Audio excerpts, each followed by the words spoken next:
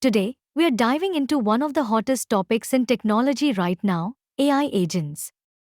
You've probably heard a lot of buzz around AI agents, but what does that really mean? What exactly are AI agents, and how do they differ from regular AI tools like ChatGPT, Grok, Claude, Gemini, and others?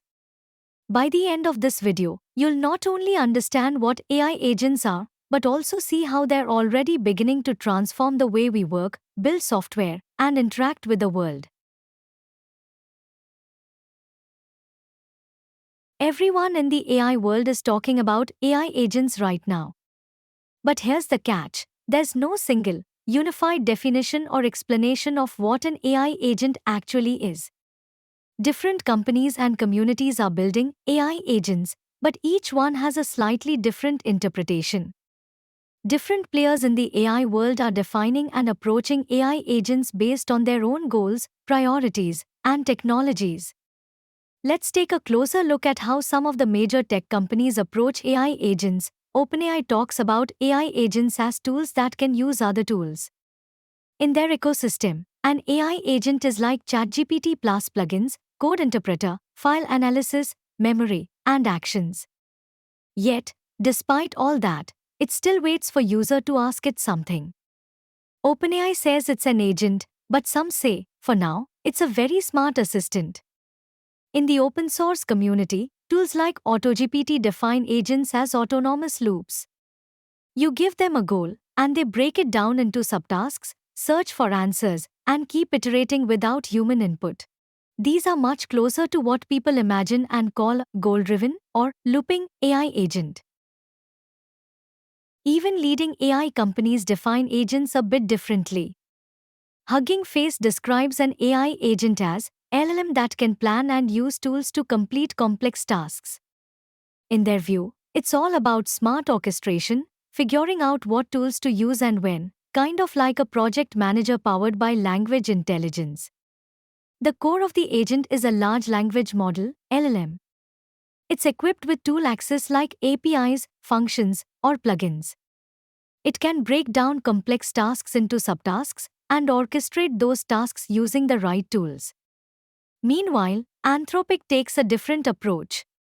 They focus on autonomy, saying agents should control their own process and tool use to achieve goals. In other words, agents shouldn't just wait for instructions, they should think for themselves. Their emphasis is on self-directed behavior. The agent isn't just waiting for instructions, it decides what steps to take next. It chooses when and how to use tools, it operates with more initiative, rather than being prompted step by step. Anthropic's vision leans toward agents that are more independent, possibly even collaborative, and capable of operating over time without ongoing human input. Devin from Cognition AI made headlines in 2024 as the first AI software engineer. It doesn't just write code, it uses a browser, terminal, and even debugs its own programs. It can set up a GitHub repo, build and run apps, push updates. So, is it a dev tool? A coding assistant? Or a fully autonomous development agent? Depends on who you ask this question. It feels a bit confusing, with so many different explanations and interpretations of AI agents. Instead of settling on just one definition, let's break it down into three key features that most experts seem to agree on. LLM at the core, use of tools and autonomy. Almost every modern AI agent is powered by a large language model, or LLM at the core. Think of LLMs like GPT-4, Palm, Llama or DeepSeek as the brain of an agent that understands and reasons.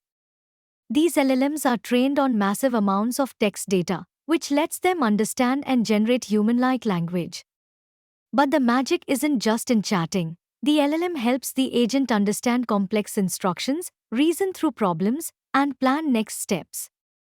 For example, if you ask an AI agent to plan a weekend trip, the LLM helps break down the request, figure out destinations, activities, and even budget.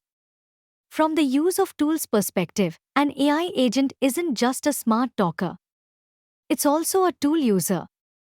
This means the agent can connect with external apps, APIs, databases, or even control software, all to get the job done. Imagine telling an agent to book a flight for me. The LLM understands your request, but the agent uses airline APIs or booking services to actually make that reservation. Another example, agents can run code, search the internet, analyze files, or send emails on your behalf.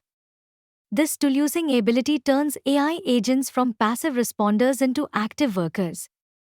Last but not least, autonomy. This is the big game changer.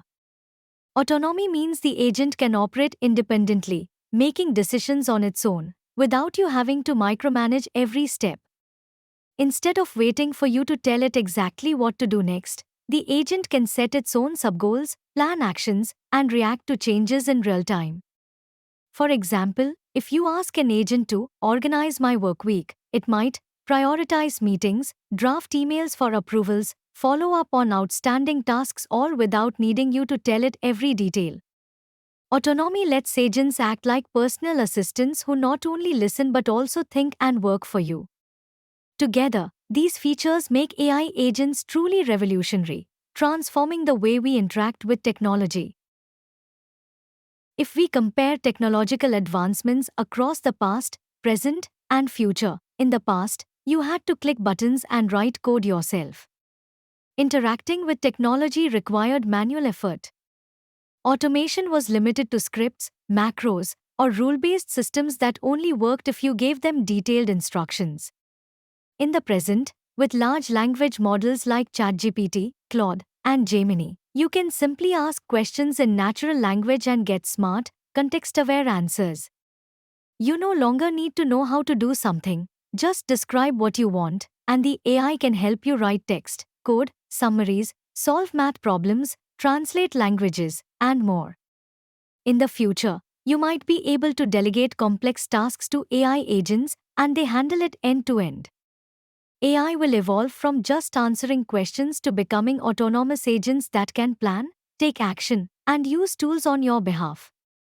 You'll be able to assign high-level goals like plan my trip to Japan, build and deploy an app, or research market competitors, and the AI agent will break down the task, use APIs, browse the web, write code, make decisions, and complete the task without your constant input.